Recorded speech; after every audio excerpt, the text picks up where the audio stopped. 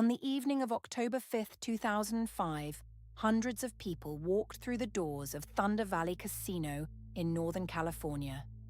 Some arrived hoping to win money. Others came simply to enjoy a few hours away from home. By sunrise, almost every one of them would be back to their normal lives. Almost. At around midnight, surveillance cameras captured a 27-year-old medical assistant named Christie Wilson leaving the casino beside a man she had met only hours earlier. The footage lasted just a few seconds. Neither of them appeared nervous. Neither looked over their shoulder. Nothing about the scene suggested investigators would spend years examining those final images, frame by frame. Once they stepped beyond the camera's view, Christie Wilson was never seen alive again. Her car remained exactly where she had parked it. Her phone suddenly fell silent. She never arrived home. As the hours turned into days, detectives uncovered a trail of evidence pointing toward the man in the surveillance footage. But there was one problem that seemed impossible to overcome.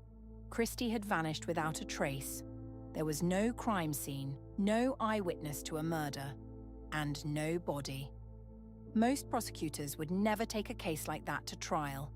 Yet years later, a jury found Mario Garcia guilty of first-degree murder.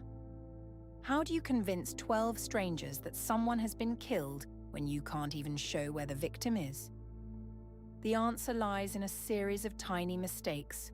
Mistakes so small that, on their own, they meant almost nothing. But together, they exposed a carefully constructed lie. And 15 years later, one final discovery would prove investigators had been right all along. Welcome back to Bright Dawn's True Crime. If you're fascinated by real criminal investigations, unexplained disappearances, and the stories behind some of the world's most compelling cases, you're in the right place. Every week, we take an in-depth look at genuine investigations, carefully following the evidence from beginning to end while separating established facts from speculation. If you enjoy this type of content, please consider subscribing and turning on notifications. Before we begin, a quick disclaimer. This documentary is intended for educational and documentary purposes. The information presented is based on publicly available investigative records, court documents, and reliable media sources available at the time of production. The goal is to present the known facts while treating the victim, her family, and everyone involved with dignity and respect. Now, let's go back to the beginning. Long before Christie Wilson's name appeared in newspaper headlines, she was simply the person everyone expected to see tomorrow. She wasn't living a reckless life. She wasn't running from anyone. She wasn't carrying secrets that friends would only discover after she disappeared. Instead, Christie had spent years building something many people spend a lifetime searching for. A future that finally felt secure. At 27 years old, she worked as a medical assistant, a career that suited her personality far better than any job behind a desk ever could. Patients remembered her because she listened. Not the kind of listening where someone politely waits for their turn to speak, the kind that made people feel they had her complete attention, even on the busiest days. Co-workers noticed the same quality. When the clinic became hectic, Christie rarely allowed the pressure around her to affect the way she treated people. She had a steady presence that couldn't easily be shaken. Away from work, life was just as fulfilling. She remained close with her family, enjoyed spending weekends with friends, and had been building a serious relationship with her boyfriend, Mark. The people closest to them believed they were moving toward the next chapter together. Nothing suggested those plans would never become reality. Among Christie's hobbies, one stood out: poker. Not because she dreamed of becoming a professional player, and not because she was chasing huge jackpots. She loved the challenge hidden beneath the cards. Poker rewarded patience, observation, and self-control. Every hand became a contest of psychology as much as probability. It was one of the few games where understanding another person's behavior could matter more than the cards you were holding. Whenever local tournaments were scheduled, Christie occasionally signed up. seeing them as an enjoyable way to unwind after work. One of those tournaments was taking place on Wednesday, October 5th, 2005. She had absolutely no reason to believe that this ordinary decision would become the last choice she would ever make freely. Wednesday, October 5th began like any other workday. Christie arrived at the medical clinic, greeted familiar faces, and settled into her routine. Patients came and went throughout the day, appointments ran as scheduled, and by the time her shift ended, there was nothing to suggest the evening would be remembered for anything other than a few hands of poker. After leaving work, she returned home to get ready. That night wasn't a celebration. There wasn't a birthday, a holiday, or a special event taking place. It was simply poker night at Thunder Valley Casino. Just after sunset, Christie climbed into her car and made the drive toward Lincoln, California. The journey took less than an hour. As she approached the casino, the parking lot was already filling with vehicles. Bright lights illuminated the entrance, while a steady stream of visitors walked through the front doors carrying the same expectation they always did, that they would eventually walk back out. Inside, the atmosphere changed immediately. Rows of slot machines flashed endlessly. The sound of chips clicking across green felt blended with conversations taking place at dozens of gaming tables. Cocktail servers navigated effortlessly through the crowds, while overhead televisions played sports highlights that few people were actually watching. It was exactly the environment Christie expected. After checking in, she found her seat and joined the tournament. Across the table sat people she had never met before. Some played aggressively, trying to pressure opponents into making mistakes. Others barely spoke, revealing nothing behind carefully controlled expressions. Christie preferred patience. Rather than forcing opportunities, she waited for them. Over the next several hours, players were eliminated one after another as the tournament steadily narrowed. Christie performed well enough to finish with winnings, gathered her belongings, and headed toward the cashier. She collected her prize, slipped it safely into her bag, and began making her way through the casino. For Christie, the evening was over. For someone else, it was only just beginning. Somewhere between the poker room and the front entrance, another player started talking to her. His name was Mario Garcia. No one knows exactly who spoke first. Perhaps they discussed a memorable hand. Perhaps they exchanged a joke while waiting to cash out. Whatever broke the ice, the conversation continued naturally as they walked through the casino together. People passed them without giving either of them a second glance. To everyone nearby, they were simply two poker players leaving after another tournament. Nothing more. Security cameras quietly recorded them from different angles as they crossed the gaming floor. Neither appeared uncomfortable. Neither seemed to be arguing. There was nothing dramatic about the scene. In fact, that was precisely what made those final images so haunting. Because no one watching them in real time could have imagined they were witnessing the last confirmed moments of Christie Wilson's life. A few seconds later, the automatic doors opened. Christie and Mario stepped outside, and history would never record another verified sighting of her again. The moment Christie disappeared beyond the casino doors, the trail went cold. Inside the building, cameras had documented almost every step she took.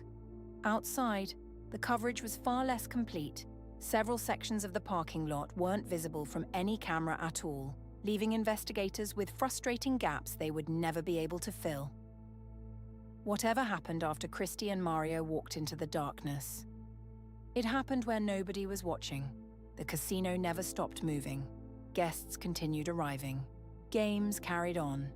Employees worked through the night, completely unaware that a criminal investigation had already begun, without anyone realizing it.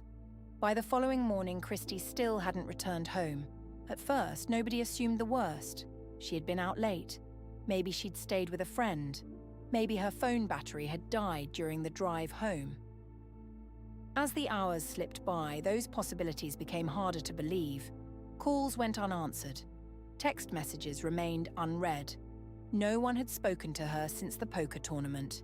Her family knew Christie's habits better than anyone. She wasn't the type of person to disappear without letting someone know she was safe. Even a delayed trip usually came with a quick phone call. This time there was nothing. Concern soon gave way to alarm. After exhausting every explanation they could think of, her family contacted law enforcement and reported Christie missing. The investigation began immediately. One fact quickly stood above everything else. The last confirmed place Christie had been seen wasn't a quiet street or an isolated parking lot. It was one of the most heavily monitored buildings in the region. If answers existed anywhere, detectives believed they would be hidden inside the casino's records. Within hours, investigators requested surveillance footage, player registration logs, transaction records, and staff interviews. Each new piece helped rebuild Christie's evening with remarkable accuracy. They could follow her movements through the tournament. They knew when she collected her winnings. They even identified the final person seen walking beside her, Mario Garcia. At that stage, detectives had no reason to believe he was anything more than a witness. He had simply shared Christie's last recorded moments. Naturally, they wanted to hear his account while the events were still fresh in his memory. Garcia agreed to meet with them. His version of events seemed straightforward, too straightforward, and before long, investigators would discover that one part of his story couldn't possibly be true. When Mario Garcia sat down with detectives, he didn't ask for a lawyer. He didn't refuse to answer questions. In fact, he appeared willing to help. He readily admitted that he had met Christie during the poker tournament. Yes, they had spent time talking. Yes, they had walked out of the casino together. Those details were already supported by the surveillance footage, so there was no reason to deny them. The interview remained relaxed. Investigators weren't treating Garcia like a suspect, at least not yet. Then they asked him to describe what happened after they reached the parking lot. Garcia answered without hesitation. According to him, the two said goodnight outside the entrance. Christie walked to her car. He headed toward his pickup truck. Within moments, both vehicles had left the casino in different directions. It sounded perfectly plausible. If his account was accurate, Christie had safely driven away, meaning whatever happened to her must have occurred somewhere else. But detectives preferred evidence over assumptions. Before searching for new leads, they decided to confirm one simple detail. Had Christie's vehicle actually left the property? Security staff already knew exactly where she had parked when she arrived that evening. Officers walked to the space expecting to find nothing. Instead, Christie's car was still there, locked, undisturbed, exactly where she had left it hours earlier. The engine was cold. There was no indication it had been moved. That discovery instantly destroyed Garcia's timeline. If Christie never drove away, then Garcia couldn't have watched her leave. Whether he had lied deliberately or simply invented part of the story, detectives now knew one thing for certain. His explanation was impossible. The interview that had begun as a routine conversation suddenly took on a very different meaning. Investigators invited Garcia back for further questioning. This time, they weren't looking for clarification.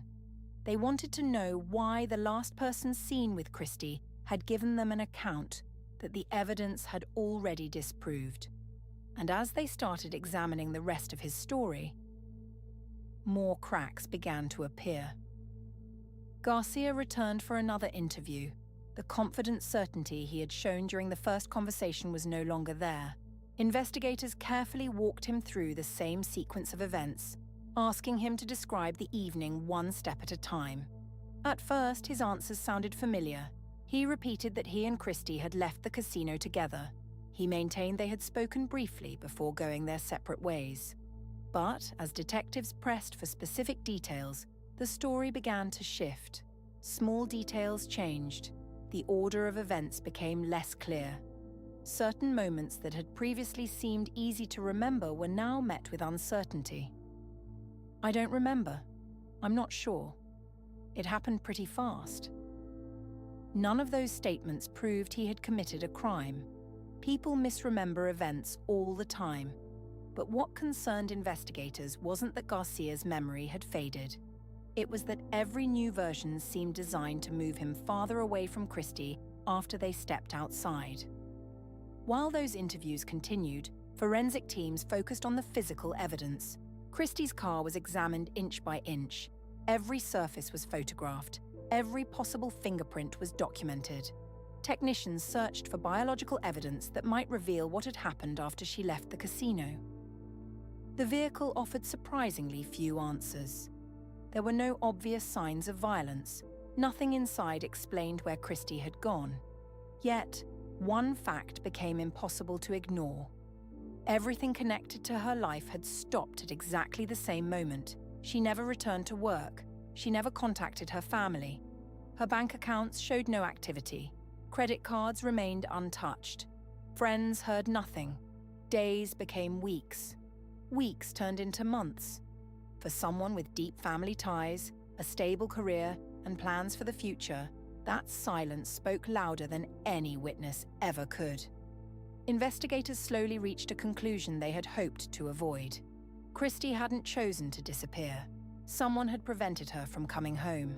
Now they faced an entirely different challenge. They believed they knew who had been with Christie during her final moments. But believing something and proving it in court are two very different things. And without the one piece of evidence, every homicide investigation hopes to recover. Building a murder case would require extraordinary confidence in the evidence they did have. By the middle of 2006, the investigation had reached a crossroads. Detectives were convinced Christie Wilson had been murdered. The district attorney's office agreed there was one person responsible. The question was no longer who. It was whether the evidence was strong enough to convince 12 jurors beyond a reasonable doubt. That decision carried enormous risk. Without recovering Christie's body, there would be no medical examiner to explain how she died. No forensic pathologist could identify a cause of death. No crime scene could be presented to the jury. The prosecution would have to prove murder using the circumstances surrounding Christie's disappearance and the evidence collected during the investigation. It was an approach used only in the rarest of cases. For months, prosecutors examined every document again. Every interview was reviewed. Every timeline was challenged. Every piece of evidence had to withstand the argument the defense would inevitably make. What if Christie had disappeared voluntarily? What if she had met someone else after leaving the casino? What if investigators had simply focused on the wrong man? Those questions had to be answered before the trial even began. Eventually, prosecutors reached a conclusion. The evidence wasn't perfect, but they believed it was powerful. Mario Garcia was formally charged with first-degree murder. The announcement stunned many people following the case. How could someone be prosecuted for murder when the victim had never been found? The answer would unfold inside the courtroom. Over the following weeks, jurors listened as prosecutors carefully reconstructed Christie's final known hours. Rather than relying on one dramatic piece of evidence, they presented dozens of individual facts. The surveillance footage, the casino records, Garcia's statements, the location of Christie's abandoned car, the complete absence of any activity after the night she disappeared. Each fact, standing alone, could be explained away. Together, they formed a picture that became increasingly difficult to ignore. The defense took a very different approach. They reminded jurors of everything the prosecution could not prove. No one had witnessed a killing. No murder weapon had been recovered. No forensic evidence established where Christie died. And above all, no body had ever been found. The courtroom became a battle between two competing ideas. One side argued that the evidence pointed in only one direction.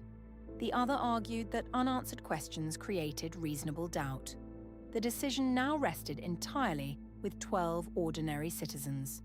And before long, they would deliver a verdict that surprised legal experts across California. When the trial came to an end, both sides had said everything they could. Now there was nothing left to argue. The responsibility shifted to the jury. For Christie Wilson's family, the wait felt endless. Every hour carried the weight of months of investigation, years of uncertainty, and the hope that all of it had been enough. Across the courtroom, Mario Garcia waited as well. He had maintained his innocence from the very beginning. Soon, 12 strangers would decide whether they believed him. After considering the evidence, the jury filed back into the courtroom. The room fell silent. No one spoke. No one moved. The foreperson stood and handed the verdict to the judge. A brief pause followed. Then the words everyone had been waiting to hear echoed through the courtroom. Guilty. Mario Garcia was convicted of first-degree murder. For Christie's loved ones, the verdict brought a measure of justice. It confirmed what they had believed since the day she disappeared, that Christie hadn't simply walked away from her life. But the conviction couldn't answer every question. One mystery remained. Where was Christie? Without that answer, her family couldn't lay her to rest. There would be no funeral, no final goodbye. Only an empty space where certainty should have been. Years passed. The case faded from newspaper headlines, but it never disappeared from the minds of the investigators who had worked it. Whenever advances in forensic technology created new possibilities, detectives revisited old evidence. Searches were organized, tips were investigated, potential burial sites were examined. Each promising lead ended the same way. Nothing. Still, they refused to close the door completely. Someone, somewhere, knew where Christie Wilson was. It was simply a matter of finding the person, or the piece of information, that would finally break the silence. 15 years after Christie vanished into the darkness outside Thunder Valley Casino, that breakthrough finally arrived. And it came from a place nobody had been searching before.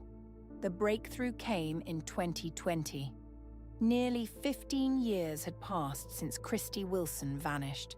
During that time, investigators had followed countless leads. Some sounded promising. Others fell apart within hours. None of them brought Christie home. Then detectives received new information they considered credible. The tip pointed them toward a property that had once belonged to Mario Garcia. It wasn't enough to prove anything on its own, but it was enough to justify another search. This time, investigators arrived with technology that hadn't been available when Christie first disappeared. Before disturbing the ground, specialists scanned the property using equipment capable of detecting changes beneath the surface. One particular area immediately drew their attention. The readings suggested the soil below had been disturbed years earlier. Carefully, the excavation began. Every layer of earth was removed by hand. Photographs documented each stage. Nothing was rushed.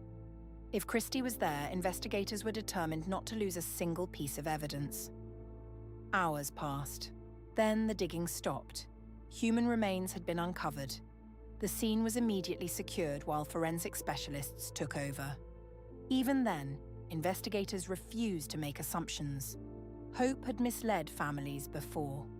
They weren't prepared to announce anything until science provided an answer. The remains were transported for examination. Dental records were compared. The process took time. Finally, the results came back. The remains belonged to Christie Wilson. After almost 15 years, her family finally received the news they had waited so long to hear.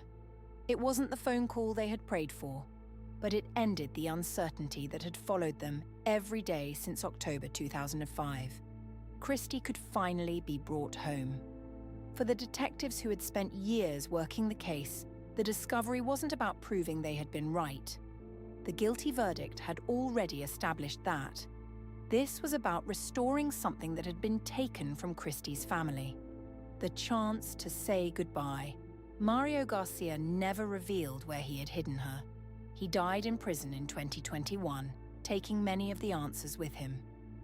Exactly what happened after Christie walked out of Thunder Valley Casino remains known only to the man who murdered her. Some secrets will never be recovered. But Christie Wilson's story reminds us that justice isn't always measured by how quickly it arrives. Sometimes it comes one piece at a time. First, the truth, then accountability, and finally, the chance for a family to bring their loved one home. Thank you for watching. If you found this documentary informative, please consider subscribing to Bright Dawn's True Crime. More than 90% of viewers who watch these videos aren't subscribed, and your support genuinely helps this channel continue telling the stories of victims who deserve to be remembered. If there's another case you'd like me to cover, let me know in the comments below. Until next time, stay safe, stay curious, and never stop asking questions.